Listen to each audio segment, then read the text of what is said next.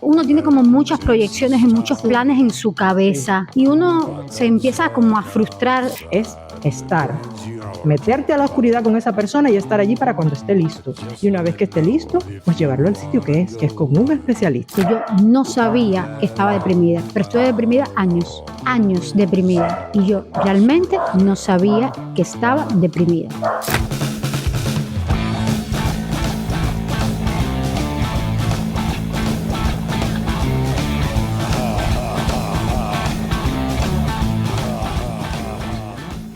De lo que no se habla no existe y entonces la depresión tiene ese gran problema, que en los hombres se invisibiliza y en las mujeres ya no está invisibilizado, sino que está peor, está normalizado. No, y tiene otro nombre, puede ser histeria, puede ser, no sé, cualquier nombre, nómbralo, está loca, está agobiada. Yo creo que en la mujer es tan normal que ya no se toma en cuenta. Exacto. Como, incluso hasta se penaliza como que, ay, pero ya tú estás muy vieja para eso, ay, tú estás muy joven para eso, entonces es como que te incitan a decir, está mal que estés así, ya no solo pasamos de, es normal que ella esté así por ser mujer, a, no estés así, por esto, es el típico, ay, tan bonita, sonríe, señor, ¿sabe usted si tengo yo un mal día?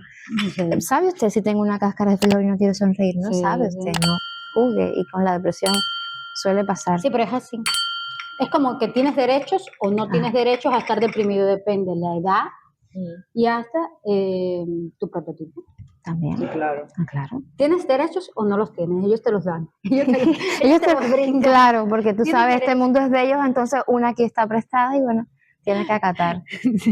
Esas cosas locas, esas reglas locas que ellos inventan. O levántate, que el día comienza y hay cosas que hacer, no tienes nada. Sobre todo nuestras madres, nada. Porque eso viene muy de antes de, pero el mismo meme de, hija, estás muy triste, sí, mi novio me dijo, bueno, pero ponte a barrer, que eso se pasa. No, mi abuela decía eso. No. ¿Cómo estás aburrida? ¿Cómo estás triste? Limpia, friega. Mira cómo hay cosas que hacer en una casa, ¿no? Siempre. Y era una mujer, no era un hombre. Esto es En la Voz de Ella, un programa hecho por mujeres, sin miedo, sin permiso y sin prejuicios. Hoy queremos hablar de la depresión y para eso tenemos invitada a Kai. Muchas gracias. Bienvenida. Bienvenida a nuestro espacio, a este patio maravilloso y con la taza de café. Quiero que nos cuentes, pues, quién eres, de dónde provienes y las cositas que haces. Bueno, yo creo que la ocupación más importante que muchas veces minimizamos es que soy mamá, eso ya es a tiempo completo, de un niño que se lleva 6 años, pero yo creo que a veces me sorprende y me enseña muchísimo más que yo le puedo enseñar, que lo que tengo son 28. En estos momentos soy promotora cultural, amén de que en mi tiempo libre soy música, poeta loca y recientemente abuela de unos perritos. Entonces, estoy como mamá doble, ya saben, en la chochera de ser abuela. También soy activista, tengo un proyecto activista independiente, es un macroproyecto de educación popular que trata, pues bueno, valga la redundancia, de educar a la población sobre temas de salud sexual, educación sexual integral para jóvenes, violencias, todas, porque no solo para la mujer, violencias, y derechos de la comunidad LGBT. Entonces la depresión es un tema que toca muy cerca en todo lo que yo he mencionado y feliz de poder aportar un poquito a ese tema hoy. Desde el espectro autista del que me engloba, todas las pequeñas charlas son un reto, un problema, y yo creo que yo ya me adapté muy fácil a esto de todo bien, y la familia todo bien. Ay, disculpa que yo te interrumpa, disculpa. ¿Espectro autista? Sí. ¿Entras dentro del Sí, el mal llamado Asperger, que ya no se domina el término Asperger por la connotación que tiene. Entonces, todas estas pequeñas cosas de hablar en las paradas, ay, el calor bien, cuesta. Entonces, esto de todo bien, cuando te preguntan, hey, ¿qué tal? ¿Todo bien? Yo ya se me hizo más sencillo darme cuenta que para todas las personas neurotípicas incluso es automático, decir todo está bien, porque no tenemos el espacio de realmente sentarnos a decir como, a mí me preguntas cómo estás y yo tengo tantas cosas que decirte, la mayoría son malas, pero yo sé que en ese caso yo no soy la única persona, simplemente elegimos decir todo bien, tal vez se nos cae el mundo, pero no es que no queramos decirlo, sino que no tenemos el espacio ni la confianza porque nos sentimos muchas veces juzgados y la persona que está del lado de ella también tiene problemas, sin embargo nos juzga y eso nos detiene. Entonces, tristemente, como una obra que vi hace un tiempo, no todo está bien, pero sin embargo ahí andamos, con un discurso automático, no queremos decirlo, lo sentimos, nos sentimos mal por sentirlo y ahí se acaba. Y del lado de acá la persona está igual, sin embargo esa barrera no se rompe. Yo y todas las mujeres estamos cansadas, yo estoy cansada, estoy agotada. Aparte de mamá, aparte del masking diario por ser parte del espectro, y creo que, no sé si tenga que ver estadísticamente, pero tengo fibromialgia, y eso me deja agotada todo el día, un dolor que no te puedo explicar. No sale en ninguna placa, no sale en ningún análisis, no me sale un moretón. Y muchas veces yo digo, estoy cansada. Y lo que he estado es sentada en mi trabajo, en el aire acondicionado, con mi teléfono, a lo más encorvada. Y me dicen, ¿cómo estás cansada? No has llegado a la casa, no has hecho lo que haces. No puedes estar cansada, no puedes estar agotada. Y eso a su vez genera este sentimiento de, es verdad, no puedo estar cansada. No tienes qué derecho vergüenza, a ¿cómo estar voy a cansada? estar cansada? Y eso me lleva a tal vez autogestionarme y autosugestionarme de que no tengo cansancio físico, pero a la hora de dormir sigo cansada, mentalmente estoy agotada. Uno necesita una persona, un amigo, un familiar, alguien al que puedas acercarte y decirle, mira, nada está bien, yo estoy muy mal, por esto me siento de esta manera, y creo que eso es muy importante si de depresión hablamos, ¿no? Claro. No digo que sea fácil, yo te estoy hablando de lo que yo hago, de lo que yo he hecho, me ha costado en algún momento, ¿no? Pero ya aprendí eso, de que al menos una persona cercana a mí, a la que yo pueda acercarme y decirle, no estoy bien, necesito apoyo, necesito ayuda, no sé, pásame la mano, dime que me quiere, cualquier cosa, y contarle, no estoy bien, porque es complicado. Y sí se hacen heridas cuando uno traga. Y si no drenas... Pero me pasa eso, que me culpo por sentirme cansada, porque llegan tal vez las 10 de la noche o son las 4 de la tarde, y yo tengo una cara y la gente me dice, y esa cara es que estoy agotada, no he dormido bien, 20 horas de apagón. Uno tiene como muchas proyecciones y muchos planes en su cabeza. Y uno se empieza como a frustrar en muchas ocasiones. Kafka decía, tengo sueños, pero no tengo sueño, y creo que eso pasa mucho en las mujeres. Y entonces me pasa mucho eso. Me culpo por sentirme mal, por estar cansada. Estoy cansada, estoy realmente cansada, estoy agotada. No, siento que no descanso físicamente, pero mentalmente también estoy agotada, porque aunque estoy emocionada, estoy entusiasmada porque estoy haciendo proyectos y acciones que me gustan, es como tú sientes que das un paso hacia adelante y dos para atrás. Y el punto ¿no?, que tú mencionabas ahorita, y es que a veces no te permiten, no digo que tu familia, jamás, pero a veces socialmente no se te permite sentirte mal, o está tan normalizado que te sientas mal, que es normal. Sí, tristemente. Que es normal. Ni siquiera es la palabra común, ya es normal, que es la palabra pesada para muchas cosas. Porque común solo quiere decir, se repite. Normal ya es una etiqueta que sepulta cualquier cosa y cualquier tema que tú vayas a sacar, no, pero eso es normal. Y ahí se queda, es como que ya, es normal, no hay otra, no hay un solución, cambio, no hay ni solución. siquiera problema. ¿De qué estamos hablando? Si no hay problema, es normal. Pasamos al siguiente tema. Sí, me imagino. Queda, entonces es normal, es como la tapa del pomo, Por eso apretada. yo detesto lo normal. A mí lo normal realmente no me gusta. ¿No? ¿Qué te puedo decir? ¿Cómo darse cuenta que una persona está deprimida? Yo no tengo como muy buena vista para ver cuando una persona está deprimida, a menos que muestre signos ya muy evidentes. Pero para mí también me fue así.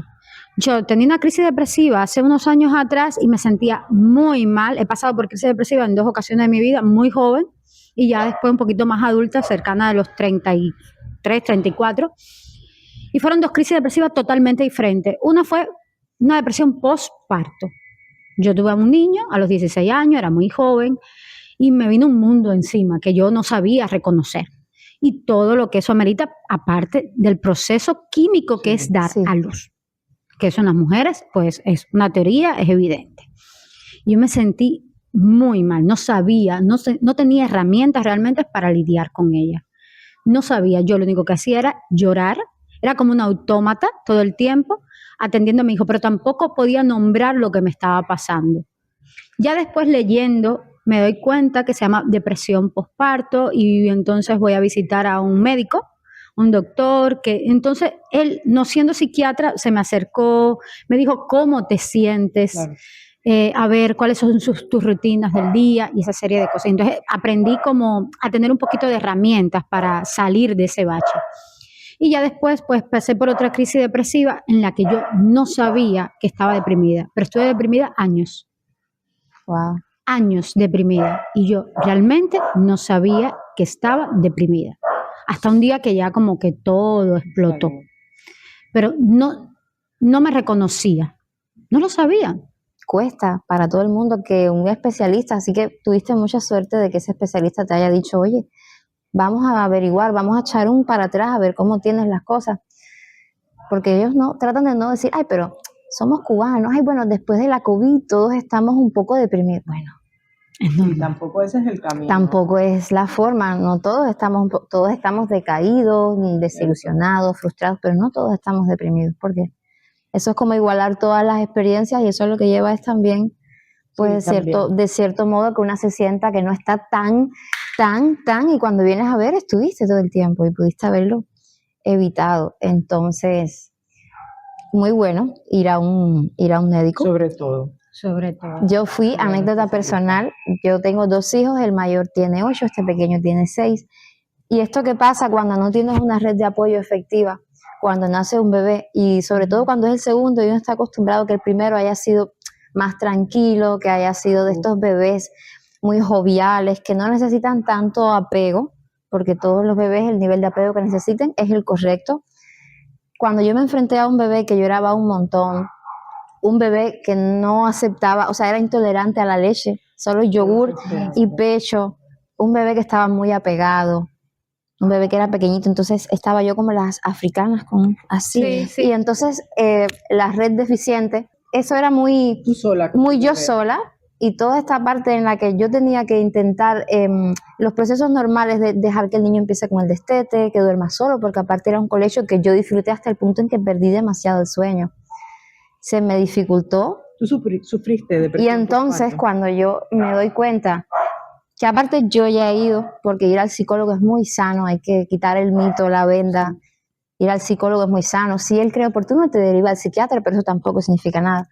Y yo teniendo antecedentes de una mal diagnosticada ansiedad, de una mal diagnosticada distimia, que es lo que se conoce como depresión moderada pero duradera por más de 2 años, como no es tan grave como la depresión, pero te dura, es como 2 años y más. Yo, bueno, ya teniendo estos antecedentes, sabiendo ya de la depresión postparto, de este baby blue, yo digo, bueno, voy al doctor, porque casi todas, no, menos mi perrita que no tiene mucho instinto, tenemos este instinto de proteger. Eso está desde el ADN, de proteger, de cuidar, de mimar. Además, esa criatura está hecha para que tú la ames, la mimes, la cuides. Y yo sentir esta dualidad entre te amo, te adoro, quiero mimarte, y esta sensación de eres lo que me provoca mi falta de sueño, mi falta de alimentación, eres lo que me provoca que se me caiga el cabello y esta no soy yo. Es complicado. Y yo fui, busqué ayuda, ¿no? sobre todo, y una vergüenza, pero bueno, yo fui y este especialista me analiza y me dice, tú no estás deprimida, tú solo, bueno, me explico, los niños son diferentes, lo que pasa es que tú no tienes criterio clínico para psiquiatría porque tú no representas un peligro para tu vida ni para la de tu bebé. Busca metas. Y yo, caramba, busca metas cortas, y cuando las cumplas, busca metas siguientes y ya. Bueno. A ver, yo me imagino que eso forme parte del proceso, pero un poco de empatía, por favor. Un poquito. Es como la persona que no es especialista de nada, que puede ser tu mamá, tu suegra, tu padre, el que sea, que se acerque, porque te ve en estas condiciones y te dice, pero levántate, que tú no trajiste trajiste este niño al mundo, tienes que atenderlo, ocúpate, esa es tu responsabilidad. Y esas son las menos violentas. Está él, pero tú quisiste, pero bueno, tú te abriste de piernas. No. Si hablamos de eso, que ahora, disculpa, a mí me pasó en maternidad, cuidado, bueno, de violencia obstétrica amerita violencia obstétrica es otro, realmente amerita otro espacio, porque yo lo viví, no exactamente, pero también lo viví de tú, ¿para qué estaba? Y Sí. palabras mucho, Muy fuertes. mucho más fuertes.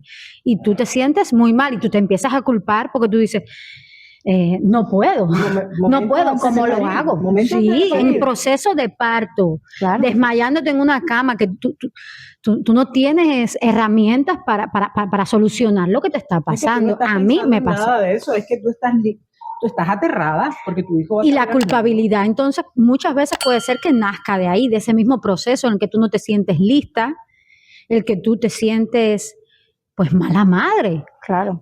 Yo me laceraba todo el tiempo porque me sentí una madre, aparte que era muy joven, una madre fatal, que no había sido capaz, que pues me siento mal y todos esos procesos, no. Quiero, apoyo y amo a esta criatura, y cuando nació yo estaba llorando de felicidad, pero al mismo tiempo pues causa síntomas en mí en el que me siento mal. Claro. Y no, eso que mencionaste, la autolesión es un signo, ¿no? Volviendo a la pregunta, ¿cómo saber, no? El factor determinante para descubrir va a ser la cercanía, el tiempo. No tanto que te conozcan, sino ahora mismo yo puedo frecuentar tu casa 2 veces por semana y en un periodo de 2 meses yo puedo darme cuenta si observo cuidadosamente y si me interesa. Algunos signos que yo puedo asociar. La autolesión. Porque lo has vivido. Exacto, la autolesión es un signo muy claro. No esto de que quieres llamar la atención, sino de que es una válvula. Es una cosa por la que estás liberando, ya sea estrés o depresión. Entonces ya eso es un puntico allí que tienes que tomar. Ya eso es como un alfiler que hay que ir marcando, y si marcamos varios alfileres tenemos un mapa que nos dicen, bueno, esto tiene toda la cara, porque aún así siempre es mejor ir a un especialista. Claro. Esto tiene toda la cara de una depresión. Estamos hablando también de pérdida de apetito. Muchas veces la pérdida de apetito, incluso el comer compulsivamente por ansiedad, porque la ansiedad no es lo mismo que la depresión, sin embargo, van muy, muy de la mano. El no dormir. Mi caso, donde yo me demoré fue como yo padezco un insomnio gravísimo. Yo no asocié en su momento que el insomnio pudiera ser también un alfiler que marcar, pudiera ser estas huellitas que vamos dejando en el mapa, a los Harry Potter, pues así, que a veces se pierden y crees que necesitas tenerlas todas. No, es tal vez en este momento de tu vida tuviste un desequilibrio con tu alimentación, luego lo recuperaste, pero ahora estás en una etapa de tu vida en la que no duermes bien, y ahora estás en una etapa de tu vida en la que no estás comiendo compulsivamente, pero estás comiendo menos, y estás cuidando poco de tu higiene. Es necesario, y que a veces tú misma rechaces ese cuidado que el mismo cuerpo te pide. Ya eso también es otra señal de alarma. Estar irritable, por supuesto, a las mujeres siempre se nos ha tachado de histéricas, hormonales, prehormonales. No, eso tiene su punto y aparte. Entonces, también tenemos que quitarnos esa etiqueta. Estamos alteradas, sí, por diferentes cosas, pero estar en un estado de ánimo conflictivo todo el tiempo, en el que tu cerebro está en un estado de alerta constante, eso también es otro síntoma de depresión, muy importante. No estar tanto enojones, sino estar en un sentido de alerta, de que cualquier cosa no es que te moleste, sino que cualquier cosa te preocupa. La diferencia entre qué es depresión, qué es tristeza. Porque por lo general las personas asumen que la depresión es lo mismo que estar triste. Vale. Para ti. Sí. Todos los que hemos visto intensamente vimos las pequeñas emociones que están ahí en la cabecita de Riley, y a mí me gusta pensar que todos tenemos diferentes, como ellos hacían, recuerdos, diferentes bolitas que están matizados. Precisamente eso, la tristeza es un estado pasajero, es la respuesta emocional ante un suceso, como mismo puede ser la alegría, como mismo puede ser el enfado. Es pasajero. La diferencia está en que la depresión ya es un estado constante. Es como la diferencia entre la dopamina y la serotonina. La dopamina me la da comerme un chocolate, tomarme un café, salir con mis amigas, un orgasmo, todo eso me da dopamina. La serotonina es más duradera. La serotonina me da cuando yo hago un taller de mi proyecto y alguien me pregunta o alguien se aclara. La serotonina es cuando yo me doy esas vacaciones, después de que yo la cancelé 5 veces porque yo pensé que no hacían falta y me las di. Esa es la serotonina. Entonces, esa es la diferencia. Uno es un estado que tenemos muy prolongado y otro simplemente es una respuesta emocional ante un suceso. Una es pasajera, otra no, pero una puede convertirse en la otra cuando es muchas veces repetido, cuando nuestra respuesta emocional hacia un suceso o varios siempre es esta sensación de tristeza, esta sensación de culpa, de frustración, todo se va hinchando, como la señora basura de los Fraggles, se va haciendo así enorme. Y cuando vienes a ver, tienes un enorme dibujito aquí. Sí, yo creo que empezó como una tristeza una vez y sin embargo ya tienes detrás. Es muy difícil, como mismo decía ella que lo ha vivido, que nadie se dio cuenta y que incluso ella no lo sabía. Tuvo que vivirlo una segunda vez para decir, coño, aquí está pasando algo, esto es aquí un hay problema. Un patrón, aquí se repite. Y por años. Realmente igual, no lo es viví tan fácil. una segunda vez por muchos años porque era el punto era que como no era aguda, no Exacto. dejaba de dormir, pero sí, era como eso que es más lento. Sí. No, como una tortura. Es como una tortura más lenta. La gota china, es la gota exacto, es la gota que te va dando aquí. Era como más lenta, pero en algún momento tú decías, ya cuando todo estalló, dije, es que tú te pones a recapitular, que no es ni un día, ni en 2, ni en 3, tienen que pasar mucho tiempo y realmente el tiempo sana, el tiempo cura y te deja como mirar atrás y reflexionar y te dice, oye, yo estaba pasando por esto, ¿no? Y yo, por ejemplo, esto que estábamos hablando, gracias, por ejemplo, que tenía un grupo, que era lo que quería hablar ahorita, ¿no? Apoyos de amistades, que ya me pude como refugiar en ellas y fueron mis 4 patas de la mesa, pero ¿cómo ayudar a una persona que está viviendo la depresión, ¿no? También me ha pasado que cuando he ido a ayudar a una persona que está viviendo depresión o he ayudado, termino yo en parte un poco deprimida, porque como que todas sus cargas, somos seres humanos, somos energías, y entonces todas sus cargas me las transmite. Entonces, ¿cómo poderse uno acercar? ¿Cómo uno poder ayudar, escuchar? Es muy difícil. Sí. De verdad. El acompañamiento es muy complicado en todos los creo temas. Que es necesario también. Sí, es muy importante. También, muy amén de lo que te pasa, ¿no? Que uno va con sus problemas y a veces se va con los problemas de alguien más porque esa persona no lo supo resolver, pero aparte entonces te carga y tú pues esta cosa innata, ¿no? Esta necesidad de que tenemos las mujeres, de esta sororidad que tenemos pero que no sabemos aplicar, pero que queremos aplicar, es una cosa muy confusa, la tenemos, nos gusta, pero no nos sale bien, entonces esta cosa de querer ayudar a veces nos carga más, vamos con nuestros problemas sin resolver, nos sentamos con esta amiga, pero ay, me pasa esto, aquello, y uno intenta darle herramientas prácticas, no quiere soluciones en ese momento y entonces uno se va un poco frustrado. No logré ayudarla. Me siento mal por no ayudarla, pero a la misma vez pero si no la ayudé, ¿cómo la puedo ayudar? Y entonces, te voy a explicar. Tienes tus problemas, tienes la frustración de no haberla ayudado y tienes la tercera jabita que son los problemas de ella también, que ahora son tuyos. Y me lo he sentido y vas así, como shopping, aquí, así, una aquí, 2 aquí. Todo el tiempo me lo he sentido. Ahora yo les voy a explicar a ambas. Yo creo que se trata de, primero, la palabra ayudar. No creo que la palabra ni el acto sea ayudar, sino apoyar, estar ahí para esa persona, no ir como el Salvador, yo vengo a resolverte la vida, yo vengo a decirte qué tienes que hacer, levántate de la cama, no vamos, mira, no, es estar. Si esa persona está en la oscuridad y es tu amigo, es tu familiar o lo que sea, tú entras con él a la oscuridad y tú te sientas con él en la oscuridad y cuando esa persona esté lista para pedir ayuda, haz algo por mí, necesito apoyarme en ti para subir, para salir de nuevo, tú estás allí al lado.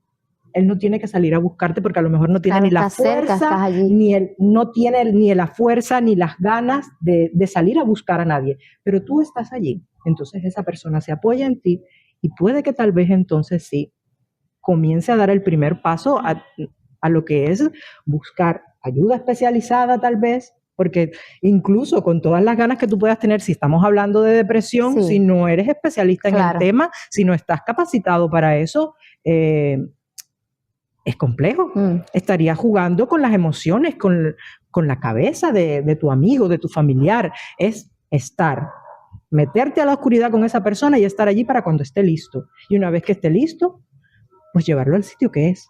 que es con un especialista. Pero ¿cómo te diagnostican el espectro autista? Bueno, todo fue muy gracioso porque en inglés esa es una frase que es "it takes one to know one", o sea, necesitas hacer algo para identificar a alguien así. Entonces es muy curioso que una persona se me acerca, me da un libro y yo, ¡ay, un libro! Yo soy una polilla. Digo, pero este libro está en inglés. Dice, sí, se llama Ser Diferente. Creo que te va a servir de un ASPI para otro ASPI, o que es ASPI, dice, ya tómate el tiempo de leerlo. Me parece que esto eres tú, o sea, me parece que este libro eres tú. Yo lo leo, lo dejo estar, digo, mira, puede ser. Pasa el tiempo, cuando mi hijo se va a España. Grande, ya adulta. Sí, ya adulto. Te digo, depresiones y cosas por fibromialgia, por cosas familiares, y nadie nunca apuntó que todo esto era. Cuando él se va para España, yo insisto en que le hagan un examen de psiquiatría al niño, porque desde pequeño él tuvo, a los 8 meses él no había llorado nunca, se quedaba tranquilito, o sea, cosas que mi mamá me decía, ay, es igualito a ti. Ay. Y cuando yo insisto en que en España, la salud pública incluso, bueno, yo digo, insistan por favor que ese niño debe tener TDAH. Insistan, sí. Aquí corrimos mucho, el papá y yo, nunca salió nada. Ese niño está normal, ese niño está perfecto, ese niño es bueno. Estando allá, me dicen, confirmado, ese niño tiene TDAH, está con medicación, es TDAH combinado. Dicen que tiene un factor genético, convendría para reforzar estudios más avanzados luego, que tú te llevaras a examen por si acaso viene de ti o viene de la parte de su papá, por reforzar, por ir a decir, mira, y además la mamá tiene algún. Yo, ok, yo me voy a analizar, todo bien. Ya en el análisis hasta mi padre salió, porque eso de mi papá obsesivo con la filatelia, una cosa es tener tus cosas, sí, tus materiales, porque uno es un buen filatélico, ¿no? Pero ya otra cosa era el más allá, que yo, claro, muy capacitista en la sociedad, tú ves cosas que no identificas hasta que le pones nombre. Sí. Ya luego estas particularidades de mi papá, tener 7 tipos de pinzas, 7 tipos de papeles, clasificados cada uno entre papel, los sellos aquí, los sellos allá, el álbum de esto, el álbum de aquello, y que luego a mí me pasara con libros, pero una obsesión con tener libros de una colección y cosas así, ya todo salió. Entonces fue como, gracias, porque el espectro autista en niñas es complicado, en adultas ni te digo. Entonces ha sido una cosa de no agarrarme, porque luego hay personas que sí, pero yo tengo epilepsia, sí, pero yo hice un foco de asma a los 10 años y tú los ves con 50 corriendo un maratón y no tienen nada, pero se agarran. Entonces yo lo que he hecho es muy estudiar, aprender, mejorar técnicas, decir, ahora todo tiene sentido, no estaba fuera de lugar, no estaba rota, no estaba mal, simplemente no estabas rota, tengo un cableado diferente. El mundo no es verdad que no está hecho para mí, pero no por eso me tengo que desvivir, no tengo que, claro, porque eso siempre fue una constante que yo decía, yo no quiero desvivirme, pero yo no tengo motivos para, no me llama nada, no me sostiene. Y aprender todo eso, entonces el diagnóstico lo que me ha hecho es como vivir la vida más tranquila, de que no estoy aquí edición única rayada al muñequito que tiene defecto, hay más. Aprender a vivir, buscar herramientas específicas que me han servido un montón, como aprender a decir todo está bien cuando me pasa un extraño, hey, todo bien. Ya, aunque yo sé que no, ni todo está bien, y aunque esté bien se lo quiero contar, sí, claro. Yo sé que no me lo preguntó en serio. Sí. Y bueno, salió de eso. De investigar, de a raíz de ver que el niño tuviera antecedentes, mira, vino a salir. Yo creo que hoy podemos terminar perfectamente con la frase que acabas de decir, no estás rota, no estamos rotas, ¿no? Sí. Aunque no todo esté bien. Aunque no todo esté bien, yo creo que esa es la frase perfecta. Si tienes algún familiar que está triste, ojo, preocúpate. Sí. Si está deprimido, pues acompaña. Si tú estás pasando por una crisis depresiva o por algún foco de tristeza, pues apóyate en alguien, conversa, escucha, lee materiales, libros. Somos en la voz de ella. Vivimos aquí en la ciudad de Camagüey, somos amigas y nos hemos sentado a hablar con un café sobre la depresión. Comparte nuestro programa para que así podamos llegar a más seguidores. Gracias. Here is fine, if you've got the time.